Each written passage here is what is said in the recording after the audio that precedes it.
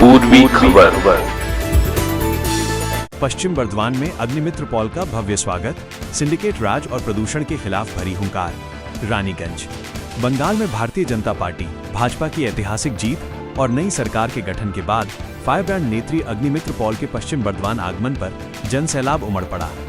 अपनी लोकप्रिय नेत्री की एक झलक पाने के लिए स्थानीय लोगों और कार्यकर्ताओं की भारी भीड़ सड़कों पर उतर आई, जिससे पूरा वातावरण जय श्री राम के गगनभेदी नारों से गुंजायमान हो उठा। जहां उत्साहित कार्यकर्ताओं ने उन्हें फूलों के बड़े बड़े हार पहनाकर और ढोल नगाड़ों के साथ उनका अभूतपूर्व और भव्य स्वागत किया। बंगाल में अब एक नए युग की शुरुआत हो चुकी है। यहाँ की जनता ने बदलाव के लिए वोट दिया है, इसलिए अब न तो किसी भी तरह का सिंडिकेट राज बर्दाश्त किया जाएगा और न ही पर्यावरण को नुकसान पहुँचाने वाला प्रदूषण। जनता को उनका हक और स्वच्छ वातावरण देना हमारी प्राथमिकता है। अग्निमित्र पॉल इस मौके पर मीडिया और संवाददाताओं से कड़े शब्दों में बात करते हुए उन्होंने साफ संदेश दिया कि नई सरकार में कानून का राज होगा और अपराधियों व भ्रष्टाचारियों के दिन अब खत्म हो चुके हैं। इस बेहद प्रभावशाली और ऊर्जावान कार्यक्रम के दौरान रानीगंज के वरिष्ठ भाजपा नेता जयदेव खां, बादशाह चटर्जी सहित भारी संख्या में स्थानीय पदाधिकारी और सैकड़ों कार्यकर्ता मौजूद रहे, जिन्होंने इस जीत को बंगाल के विकास की नई नींव बताया। আসানসোল দক্ষিণের মানুষের আশীর্বাদে পেয়েছি, তো আমার কোনো ভাষা নেই বলার। এর জন্যই আজকে আমরা সরকার গড়তে পেরেছি সারা বাংলায় এবং অফকোর্স বাংলার মানুষের আশীর্বাদে। সুতরাং আজকে আমাদের সরকার হয়েছে, বাড়ি বাড়িতে আমরা উন্নয়ন পৌঁছে দেবো।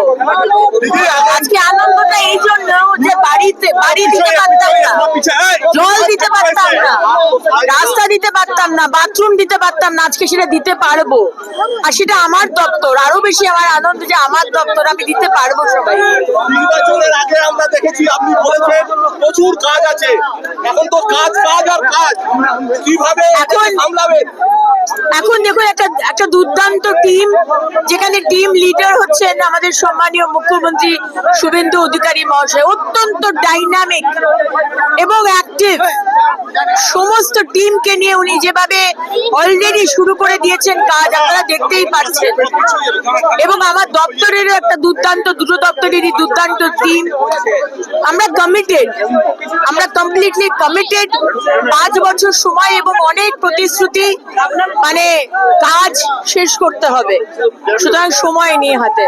3 জন আইপিএস কে আজকে সাসপেন্ড করা হয়েছে আপনাদের সরকারের তরফ থেকে, আরো কি সবার মতন পরিস্থিতি আছে? অবশ্যই হবে। যারা যারা যারা দুর্নীতি করেছে, যারা মানুষ খুন করেছে, যারা কনস্পিরেসি করেছে, যাদেরকে মুখ্যমন্ত্রী মমতা বন্দ্যোপাধ্যায়, এক্স মুখ্যমন্ত্রী এবং টিএমসি সরকার ধামাচাপা দিয়ে কেস বন্ধ করে দিয়েছে, সমস্ত কেস খোলা হবে। এটা ভাবার কোনো কারণ নেই যে শুধু 3 জন, বিনীত গোয়েল এবং আরো 2 জনকে সাসপেন্ড করা হয়েছে। আরো অনেক কেস খোলা হবে এবং অভয়ের কেস তো কমপ্লিটলি প্রায়োরিটি, শাস্তি হবে। তৃণমূল বলছে যে ভোট পরবর্তী হিংসাটায় নাকি তাদের লোকেরা, নেতারা এলাকার বাইরে রয়েছে, এইটা নিয়ে কি বলবেন?